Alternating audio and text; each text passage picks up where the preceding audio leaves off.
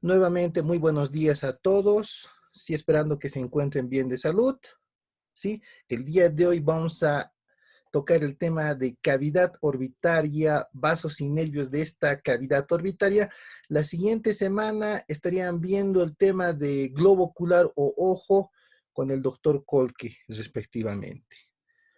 Pero muy bien, comenzamos describiendo esta cavidad orbitaria como tal. Ya lo habíamos visto en la descripción de cavidades de la cara con el doctor Leocadio.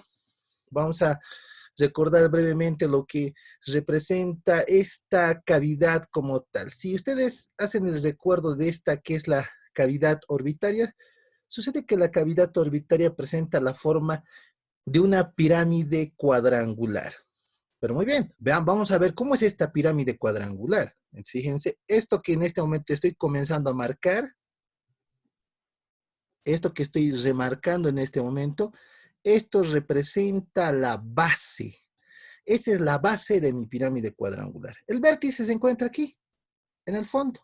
Este punto rojo que estoy haciendo representa el vértice. Y a su vez, para poder reconocer esta pirámide, tenemos que reconocer la presencia de 4 paredes o 4 caras como tal. Fíjense, ven esas líneas que estoy realizando. Estas líneas representan la subdivisión de las caras o paredes como tal. Entonces, si se fijan bien la imagen, aquí podemos encontrar la base. Este círculo inicial que hice representa la base, que es el borde o reborde orbitario. El vértice está en el fondo, que corresponde generalmente a lo que representa la parte más interna, la parte más medial de lo que es esta, que es la fisura orbitaria superior o hendidura esfenoidal. Y este vértice también puede corresponder en parte a lo que es aquí en el fondo, en este punto que he señalado, a la cara lateral del cuerpo del esfenoides. Y ahí si agarran lo que es Rubier, en esta cara lateral se describe la presencia de 2 estructuras básicas. 2 estructuras yo tendría que ver ahí en el fondo, tendría que ver la presencia, ese nivel de un canal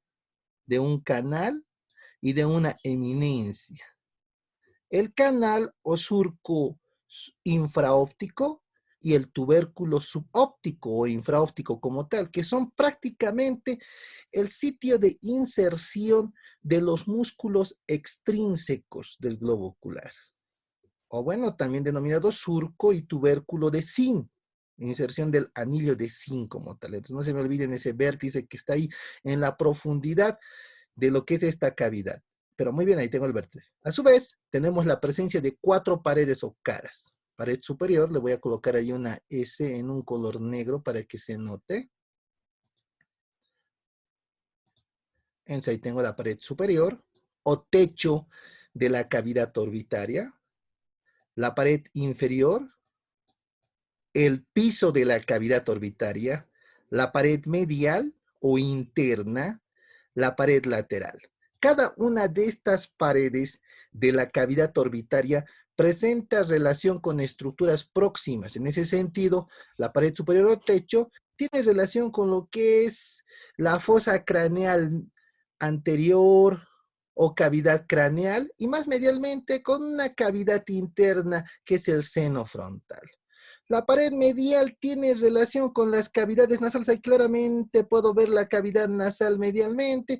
Más hacia atrás tendrá relación con las celdillas etmoidales. Y en la profundidad, esta pared medial tendrá relación con una cavidad que es el seno esfenoidal.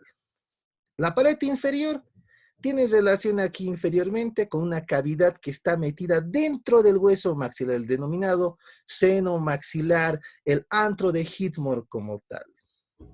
La pared lateral. Sucede que la pared lateral es la pared más gruesa en este sentido y tiene relación con esa cavidad que es la fosa temporal superiormente y en su porción inferior con la fosa infratemporal. Entonces, como hemos podido observar, cada pared presenta a este nivel relaciones anatómicas con cavidades próximas como tal. Cuando yo considero estas paredes, están unidas entre sí por intermedio de ángulos o aristas como tal. ¿Ven esas líneas rojas que he realizado ahí? Estas líneas rojas que he podido realizar acá representan los ángulos. Tenemos la presencia clara de 4 ángulos. Vamos a ahí nominar los ángulos como tal y los voy a pintar en un color que sea celeste. Aquí, entre lo que va a ser la pared superior y la pared medial, este era el ángulo superomedial. Ahí está el ángulo superomedial. Acá, esta otra línea roja entre pared inferior y pared medial representa el ángulo inferomedial. Acá, este otro ángulo entre pared superior y pared lateral tiene que ser lógicamente el ángulo superolateral. La otra línea roja que estoy viendo acá representa el ángulo inferolateral como tal. Entonces, como podemos observar, tenemos la presencia también de 4 ángulos como tal. Entonces, ahora vayamos a describir cada una de las paredes y las estructuras anatómicas que presentan. Y posteriormente describiremos los ángulos de manera respectiva. Procedo a borrar todo lo que he dibujado. Y ahora voy a describir cada una de las paredes como tal. Voy a comenzar describiendo el techo. El techo de lo que es la cavidad orbitaria. Por lo cual, fíjense, vamos a pintar en la parte anterior esta estructura, fíjense, en un color verde en el techo. Esto que estoy pintando en verde corresponde a un segmento del hueso frontal, la fosa orbitaria, cara orbitaria, superficie orbitaria, una superficie totalmente cóncava como tal ahí, que va a presentar 2 estructuras básicas, ¿cierto?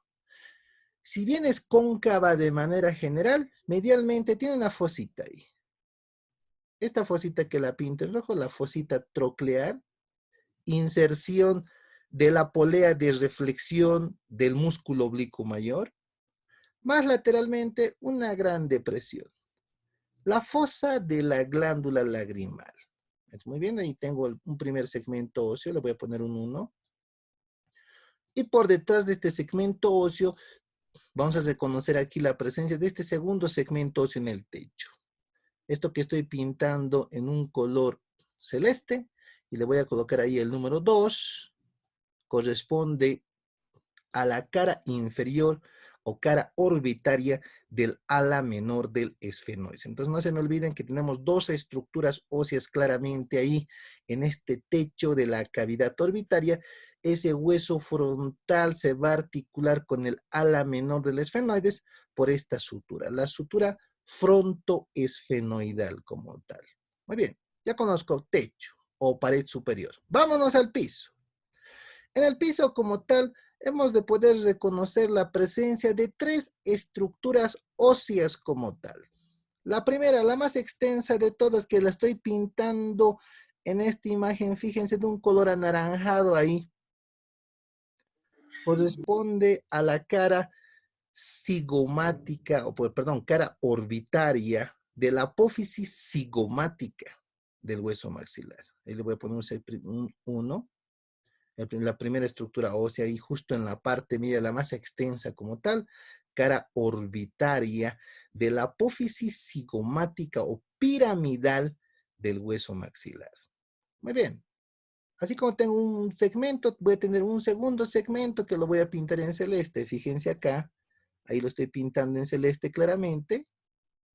Este segundo segmento óseo que le voy a poner el número 2, está correspondiendo a la cara medial, cara orbitaria de la apófisis frontal del hueso cigomático como tal. O sea, tengo un segundo segmento óseo como tal. Y finalmente un tercer segmento óseo que lo voy a pintar en un color negro. Fíjense acá. Realizo ahí un triángulo y ahí le voy a poner el número 3. Este tercer segmento pequeñísimo que está en la parte más posterior o profunda del piso orbitario, prácticamente corresponde a la carilla orbitaria de la apófisis orbitaria del hueso palatino. Entonces, me olviden, 3 estructuras óseas se están constituyendo ahí el piso como tal, En el 1, el hueso maxilar, el 2, el hueso cigomático con su apófisis frontal, y el 3, el palatino con su apófisis orbitaria como tal. Y este piso en la parte media es un poco delgado y sabemos bien que tiene relación con esa cavidad importantísima que es el seno maxilar.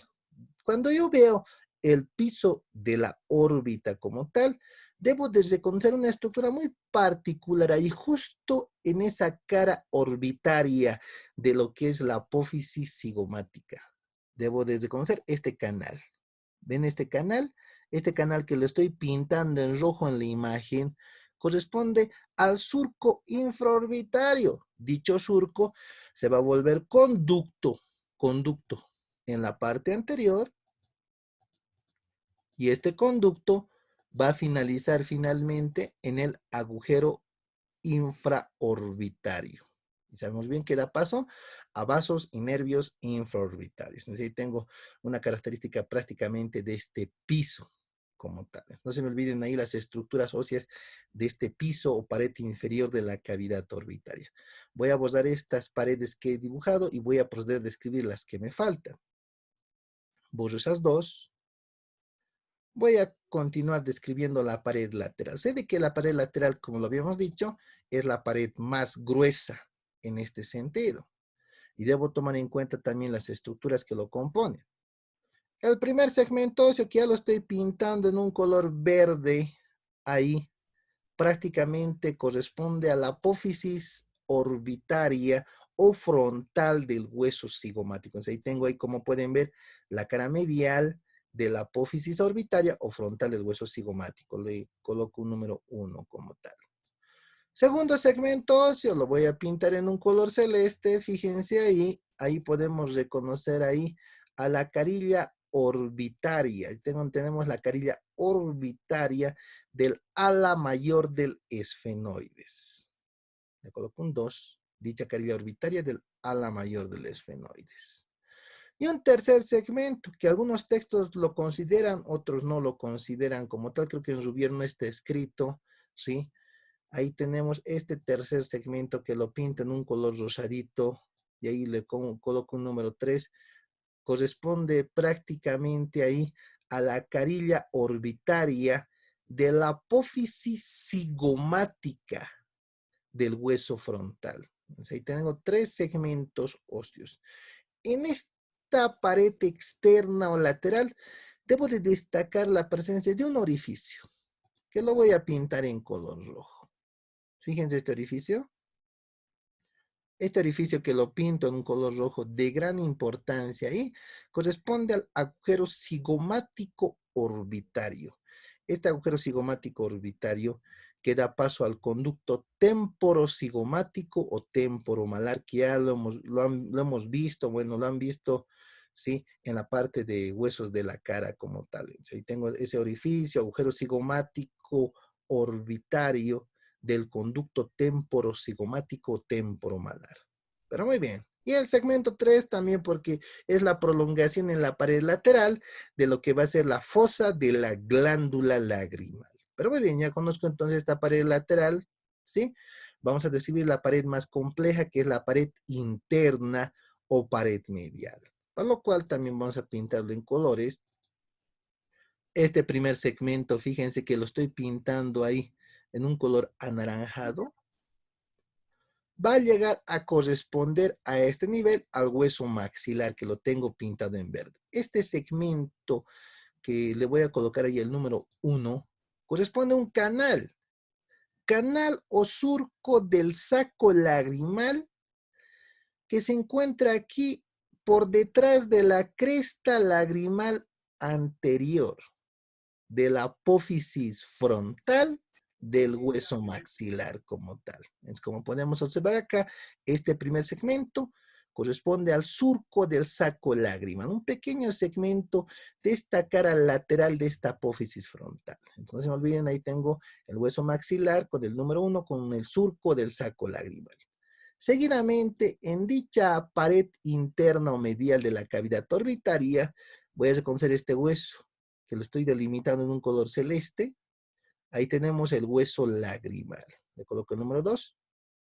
Y en este hueso lagrimal debo de destacar la presencia de esta cresta. Esta que estoy punteando, esa línea punteada que estoy realizando, la cresta lagrimal posterior como tal. Sigo viendo esta pared interna o medial y voy a reconocer un poderoso hueso así, inextenso, alargado, casi rectangular. Ahí tenemos el hueso etmoides como tal, la lámina orbitaria, lámina papiracia, el hueso plano del etmoides ahí con el número 3, ahí, que corresponde prácticamente a la cara lateral de los laberintos etmoidales.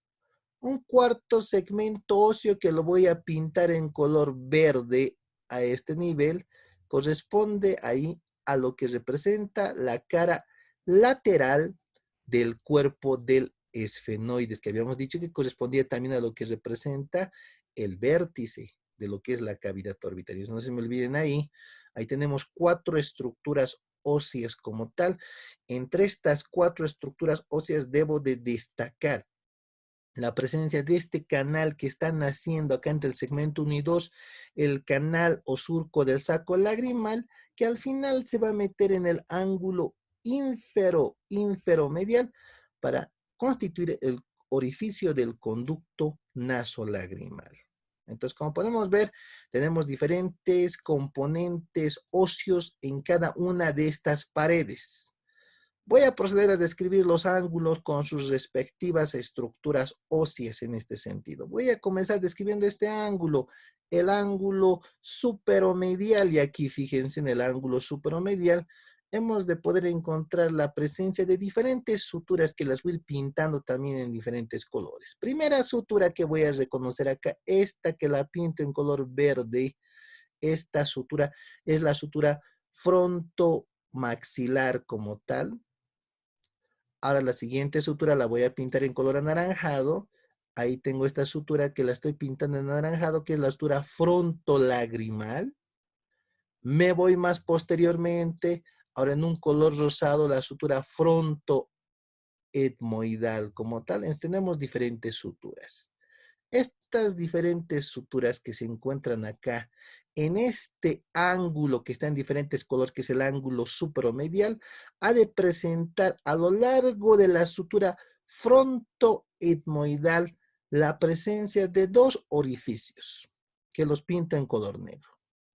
Ahí tengo el agujero etmoidal anterior y más en la parte posterior el agujero etmoidal posterior. Entonces tenemos la presencia de 2 agujeros etmoidales.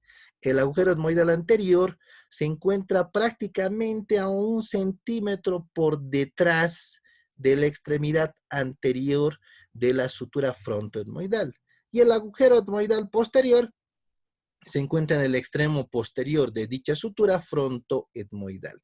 Funcionalidad. ¿Para qué me sirven conocer los agujeros etmoidales? En términos simples, en las últimas ediciones de Rouvier, los agujeros etmoidales dan paso a vasos y nervios etmoidales, ya sean vasos y nervios etmoidales anteriores, vasos y nervios etmoidales posteriores como tal. Entonces, ahí tengo esos agujeros etmoidales. En la parte más profunda de este ángulo, del ángulo supromedial, la literatura hace la descripción de este orificio, que lo pinto en un círculo mucho más grande, el poderoso orificio o conducto óptico como tal. Entonces, ahí tenemos el conducto óptico en la parte más profunda de este ángulo supromedial. Como todos sabemos, el conducto óptico dará paso al segundo par craneal, que es el nervio óptico. Sí, también por aquí pasará una arteria que voy a describir el día de hoy, que es la arteria oftálmica como tal. Entonces ahí tenemos 3 orificios en dicho ángulo superomedial. Me voy al ángulo que está por debajo, el ángulo inferomedial. En el ángulo inferomedial ya podemos reconocer un orificio que se encuentra justo en esta porción inferior. Vamos a dibujarlo mucho mejor. Fíjense ahí. A ese nivel puedo reconocer el orificio superior del conducto nasolagrimal. Hay un orificio superior, existirá un orificio inferior que está en la cavidad nasal justo en el meato inferior, que van a ver la descripción la siguiente semana con vías lagrimales. este orificio si superior da paso a las lágrimas como tal por intermedio de las vías lagrimales. Pues de que cuando nosotros lloramos, las lágrimas pasan de lo que es cavidad orbitaria a lo que es cavidad nasal. Por eso cuando lloramos existe secreción nasal. Entonces ahí tengo, no se me olviden, en esta parte más anterior del ángulo inferior medial, este orificio que lo he pintado en negro, es el orificio superior del conducto nasolagrimal. Pero muy bien, siguiendo dicho ángulo, hemos también de poder encontrar la presencia de diferentes suturas que voy a poder observar ahí. De ahí, pintándolo en un color anaranjado, tengo la sutura lacrimomaxilar o maxilolagrimal. Por detrás de dicha sutura, pintado en un color celeste, reconozco la sutura maxiloetmoidal o también denominado etmoidomaxilar, ¿cierto? Unión del maxilar con el etmoides. Más hacia atrás sigo viendo las suturas, voy a tener en un color rosadito ahí justamente la sutura etmoidopalatina o palatoetmoidal, y en la parte más profunda de dicho ángulo, también pintado en color celeste, un pequeño segmento casi insignificante corresponde a la sutura esfenopalatina como tal, que une la cara lateral del cuerpo del esfenoides con esta pequeña apófisis orbitaria o carilla orbitaria, sí, de dicha apófisis orbitaria del hueso palatino. Es diferentes suturas en dicho ángulo inferomedial, destacando este orificio en la parte anterior, el orificio superior del conducto nasolagrimal. Debemos de tomar en cuenta que el reborde lateral de este orificio es nacimiento de un músculo que va a mover el globo ocular, el músculo oblicuo inferior o oblicuo menor de la cavidad orbitaria. Entonces, ahí tenemos la presencia de dos ángulos descritos. Sigo describiendo los ángulos como tal. Me voy al ángulo superolateral y en el ángulo superolateral debo de destacar aquí la presencia de esta fosa alargada que ya lo habíamos descrito, la fosa de la glándula lagrimal, y por detrás de dicha fosa debo de destacar la presencia acá de esta gran abertura que la pinto en un color rojo.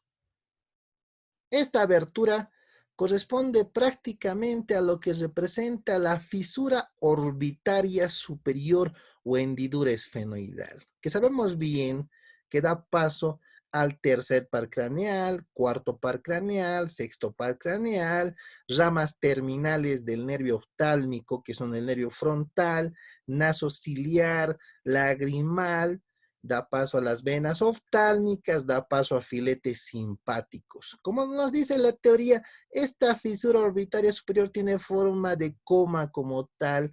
El extremo medial mucho más amplio corresponde a la cabeza de dicha fisura. El segmento medio es el cuerpo. La parte más externa corresponde a la cola. Su porción superior, formada por el ala menor del esfenoide, su porción inferior formada por el ala mayor, su porción medial corresponde prácticamente a la cara lateral del cuerpo del esfenoides, su colita a ese nivel puede estar en la fusión entre ala menor y ala mayor, o en definitiva esta colita corresponde, como lo dice la teoría en Rubier, a ese segmento horizontal del borde circunferencial del hueso frontal. Entonces ahí tenemos esta fisura orbitaria superior que cuando ya voy a cubrir aquí de tejidos blandos va a estar cerrada prácticamente por el periósteo orbitario fusionado con lo que va a ser la dura madre, ya que esta fisura comunica esta cavidad orbitaria con lo que es la cavidad craneal como tal. Entonces no se me olviden dos estructuras básicas ahí en lo que representa ese ángulo superolateral, la fosa de la glándula lagrimal claramente ahí en la parte más externa, y medialmente esta fisura orbitaria superior. Pero muy bien, paso a otro ángulo como tal, y en la descripción de este otro ángulo, aquí tengo el ángulo inferolateral. Y cuando yo quiero describir este ángulo, el ángulo inferolateral, reconocemos en la parte anterior, esto que estoy viendo acá, este hueso es prácticamente el hueso cigomático con su apófisis frontal u orbitaria, y por detrás Voy a pintarlo también en un color rojo, esta otra fisura. La fisura orbitaria inferior o hendidura esfenomaxilar como tal. Cuando yo analizo esta fisura orbitaria inferior, hendidura esfenomaxilar, de manera muy similar va a tener una cabeza pero dirigida en sentido anterior, un cuerpo y una colita dirigida en sentido profundo o posterior. Esta fisura orbitaria inferior goza de importancia porque va a comunicar esta cavidad orbitaria con lo que es la fosa infratemporal. ¿Ya qué da paso? Va a dar paso a vasos y nervios infraorbitales. Entonces, como les iba diciendo, estamos describiendo justo este ángulo, el ángulo inferolateral como tal, que estaba constituido aquí por la cara orbitaria o cara medial de la apófisis frontal del hueso cigomático. Y por detrás, como lo vuelvo a remarcar, fíjense, ahí tengo esto, la fisura orbitaria inferior. Esta fisura orbitaria inferior que la estoy remarcando en un color rojo, da paso a múltiples estructuras anatómicas. Vasos y nervios infraorbitarios que se van a pasar al piso de la cavidad orbitaria, al surco infraorbitario. Por aquí pasa el ramo cigomático del nervio maxilar, pasa el ramo orbitario del nervio pterigopalatino. Tenemos diferentes estructuras. Cuando se cubre esto de tejidos blandos, este orificio está sellado por el periósteo orbitario como tal.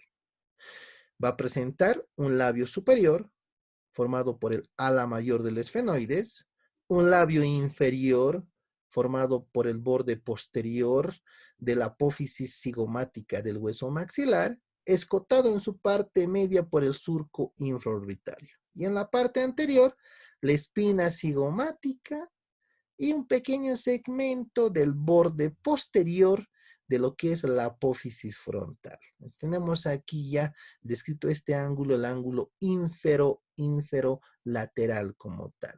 Pero muy bien. Voy a pasar a describir lo que representa el reborde orbitario. Si en este momento quiero describir el reborde orbitario, que es la base de la órbita, presenta los siguientes componentes. Primeramente, esto que estoy pintando en un color verde corresponde al borde supraorbitario.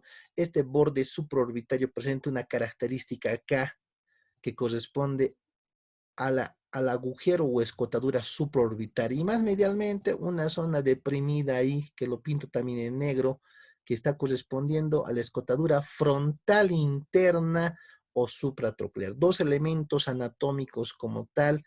Lógicamente, ya sea la escotadura o agujero supraorbitario da paso a vasos y nervios supraorbitarios. En cambio, mi escotadura frontal interna o supratroclear, lógicamente dará paso a vasos y nervios frontales internos o supratrocleares. Pero muy bien, ahí tengo esa constitución superior. Lateralmente, ¿cómo está constituido esta base de la órbita? Lo pinto en un color rojo y tengo esto. Esto que estoy pintando en rojo está correspondiendo al borde orbitario o borde antero superior de lo que es mi hueso cigomático. Me voy a la constitución de la base de la órbita en su porción inferior. Y voy a hacer la continuación de lo que es esa línea roja, pero ahora la voy a pintar en rosadito para que se note. Fíjense ahí. Ahí tengo el mismo borde orbitario, justo en su mitad lateral, mismo borde orbitario o borde antero superior del hueso cigomático. Y medialmente hemos de poder reconocer ahí el borde anterior de lo que es la apófisis cigomática del hueso maxilar. Entonces, hay dos estructuras constituyendo el reborde inferior de lo que es la órbita. Más medialmente hemos de poder reconocer aquí la presencia en este color anaranjado de lo que es la cresta lagrimal anterior.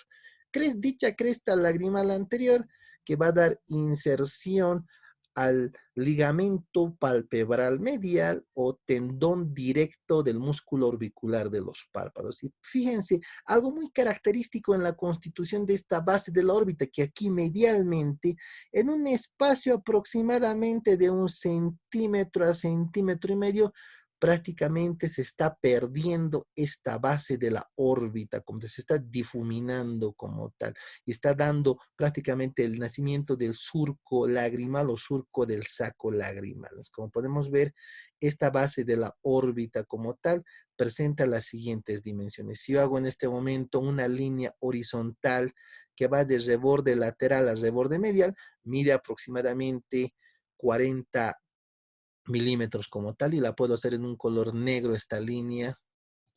Fíjense, hago esta línea, lo vamos a hacer en un color negro. Esto mide aproximadamente 40 milímetros. La altura de la cavidad orbitaria, que ahora la voy a realizar también en un color negro, mide aproximadamente 35 milímetros. Y ese punto, fíjense, donde se está entrecruzando como tal, corresponde al vértice.